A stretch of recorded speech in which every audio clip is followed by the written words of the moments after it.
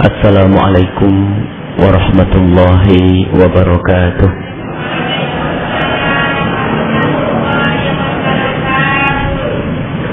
Alhamdulillahil qail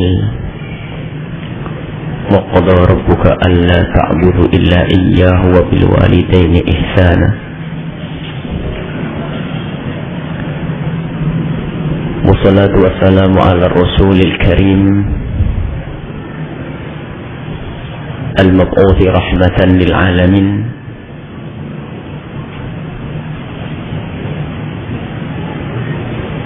وعلى آله المطهرين وأصحابه الطيبين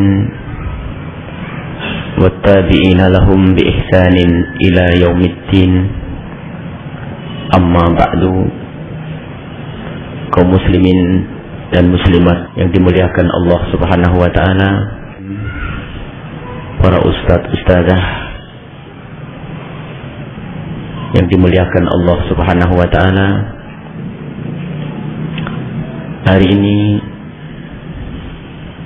kita akan berbicara tentang diri kita sendiri. Akan mengukur kadar kebaktian kita kepada orang tua, sekaligus merenungi berapa banyak dosa yang pernah kita lakukan kepada orang tua kita. Renungan itu perlu dan penting sekali, sebab ada orang durhakanya sudah kelewatan, tapi ia tidak menyadari kalau itu durhaka karena tidak pernah merenung. Maka pada malam ini akan kita jadikan malam renungan untuk menjalin kasih dan cinta kepada orang tua kita, agar Allah ridho kepada kita, karena ridho Allah adalah berada pada ridho orang tua. Dan pengkabulan doa orang tua kepada kita, doa orang tua yang dipanjatkan kepada Allah untuk kita adalah tergantung bagaimana kita menyambung kepada orang tua kita. Jika Rasulullah menyebutkan bahwa doa orang tua kepada anaknya itu seperti doanya Nabi kepada umatnya, artinya pasti dikabul, adalah bagi anak yang butuh kepada doa orang tuanya. Dan anak yang durhaka kepada orang tuanya adalah anak yang tidak butuh dengan doa orang tua. Biarpun orang tua berdoa dengan mengucurkan air mata darah, tidak akan sampai kepada anak, karena anak itu sendiri yang telah menghalangi, menolak doa orang tua dengan durhakanya.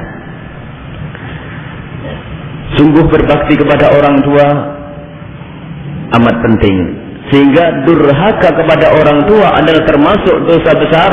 Terkutuk orang yang durhaka kepada orang tua, dan termasuk dosa yang hukumannya didahulukan oleh Allah di dunia sebelum di akhirat adalah orang yang durhaka kepada orang tua. Biarpun dia berhasil di dalam urusan bisnis atau urusan dunianya, tapi ketahuilah jika ia durhaka kepada orang tuanya, tidak lama akan hancur. Kalaupun ternyata masih saja berjaya, ketahuilah Allah akan kirim orang yang durhaka. Apakah itu istrinya yang berkhianat atau bawahannya berkhianat? Kalaupun tidak, maka ketahuilah Allah akan kirim anak-anak yang lebih durhaka dari dia. Mari kita tengok orang tua kita saat ini, detik ini, menimang kita di saat kita kecil. Lihat, memberikan pertolongan kepada kita di saat kita belum bisa minta tolong. Kita bangunkan beliau di tengah malam. Di saat beliau bangun, kita enak-enak tidur. Lihat, kita buang air kecil dan besar pun di pangkuan ibunda kita. Jika kita sakit, lihat ibunda kita susah payah, bingungnya setengah mati dan tidak bisa tidur. Orang tua kita. Sudah begitu, jangan sampai di saat kita dewasa seperti ini masih menyiksa orang tuanya, masih menyakiti orang tua. Dan sungguh dosa kepada orang tua, durhaka kepada orang tua ini menghalangi pengampunan Allah.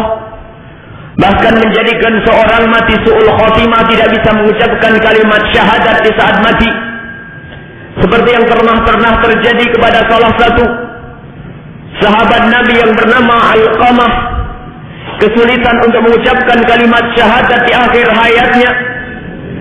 Sehingga Nabi Muhammad mengutus untuk bertanya kenapa. Tidak ada yang tahu. Akhirnya Nabi Muhammad bertanya, apakah masih punya orang tua? Tidak ada kecuali ibunya saja. Yang tersisa adalah ibundanya. Akhirnya sang ibunda ditanya, bagaimana anakmu?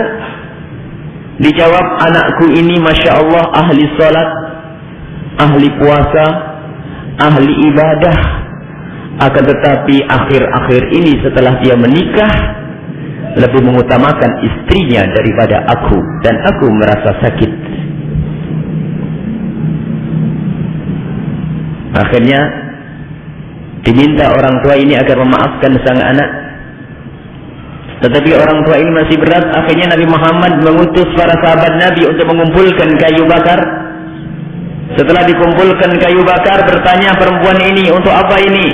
Dijawab, untuk membakar anakmu, sebab siksa di akhirat lebih pedih daripada siksa dunia. Akhirnya sang ibu ini mengatakan, aku rela dengan anakku. Aku rela dengan anakku, lihat. Dan di saat orang tua ini mengatakan aku rela dengan anakku, maka ketahuilah saat itu juga Alqamah bisa tersenyum dan mengucapkan kalimat asyhadu an la ilaha illallah wa asyhadu anna Muhammad Rasulullah setelah itu meninggal. Lihat, seandainya dia seandainya orang tuanya tidak memaafkan akan dibakar, ibaratnya begitu. Hukumannya berat di dunia, Rasulullah tidak ingin ini disiksa di akhirat. Maka hati-hati dengan orang tua. Wa qadha rabbuka alla ta'budu illa iyyah, menyembah kepada Allah puncak ibadah, iman. Dijajar. Wa bil walidaini ihsana, dan berbuat baik kepada orang tua. Orang yang paling dekat kepada kita, orang yang paling peduli kepada kita. Maka hati-hati. Siapapun dari kita harus koreksi diri kita, bagaimana kita dengan orang tua kita. Ada cerita lagi,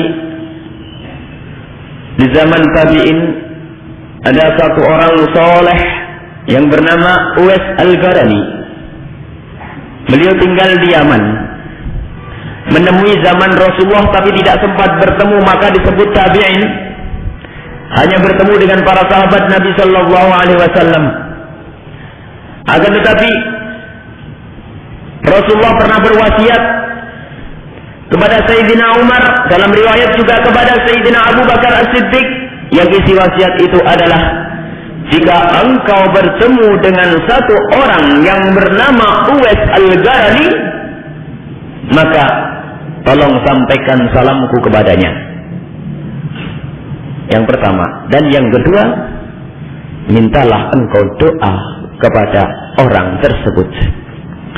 Sayyidina Abu Bakar dan Sayyidina Umar penasaran, setiap musim haji dikumandangkan, adakah di antara kalian orang yang bernama Uwais Al-Qarani?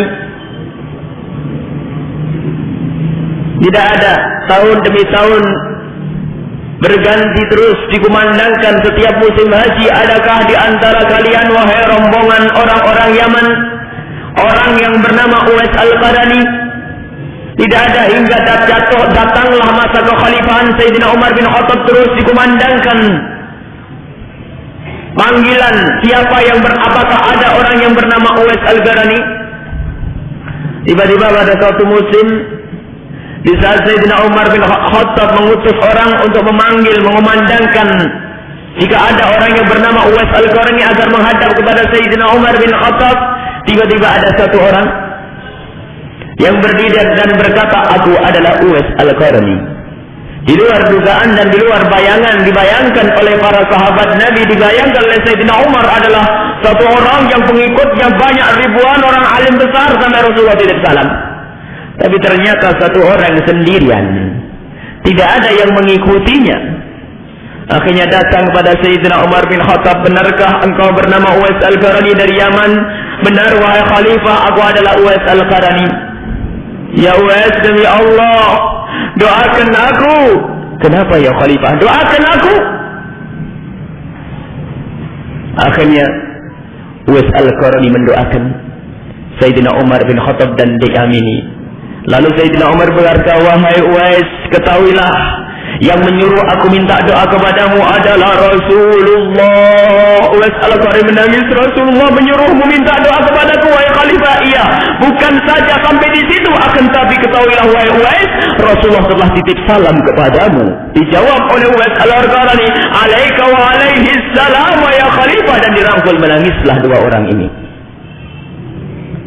Setelah itu dilepas Uwais Al-Qarani, aku ingin tahu apa rahasiamu? Kamu punya amal apa hingga seperti ini? Ya Khalifah, aku tidak punya kelebihan apa-apa, aku orang biasa di Yaman. Oh tidak, engkau pasti punya amal. Dan selama ini engkau di mana? Aku di Yaman. Kenapa engkau tidak ke Mekah, ke Madinah sampai Rasulullah titip salam? Apakah kau tidak rindu dengan Rasulullah? Menangis Uwais, ya Khalifah, adapun kerinduanku kepada Rasulullah tidak bisa dibendung. Setiap saat aku berdoa bisa ingin bertemu dengan Rasulullah. Setiap waktu melihat orang haji aku menangis, ingin bisa berangkat dengan mereka di masa hidupnya Rasulullah. Akan tetapi wahai Khalifah, di rumahku masih ada ibundaku yang tidak bisa aku tinggal. Ya. Khalifah Umar bin Khattab lalu berkata, ya Uwais Al-Qarani, inilah rahasiamu. Ini rahasiamu. Lihat, kalau ada orang mau menimbang, lebih utama mana Rasulullah dengan ibunya?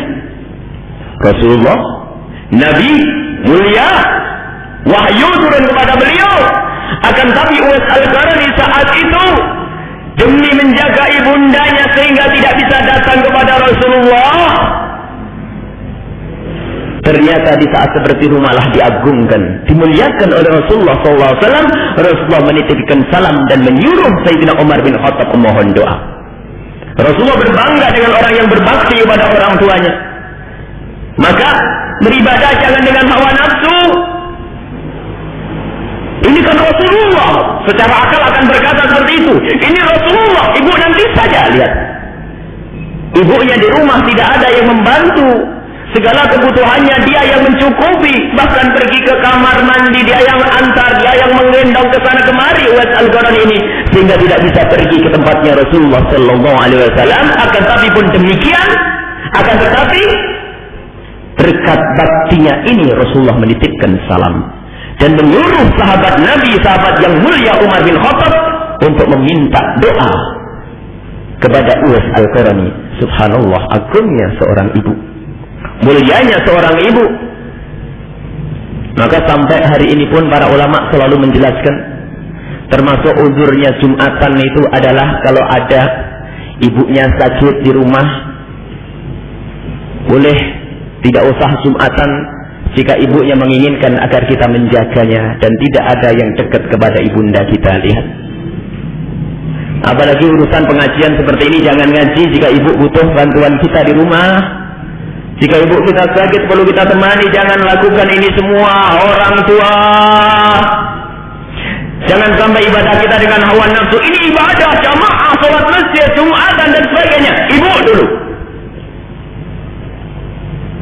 Bahkan di saat kita sholat sunnah, jika dipanggil ibunda, putus sholat sunat, penuhi panggilan ibunda kita.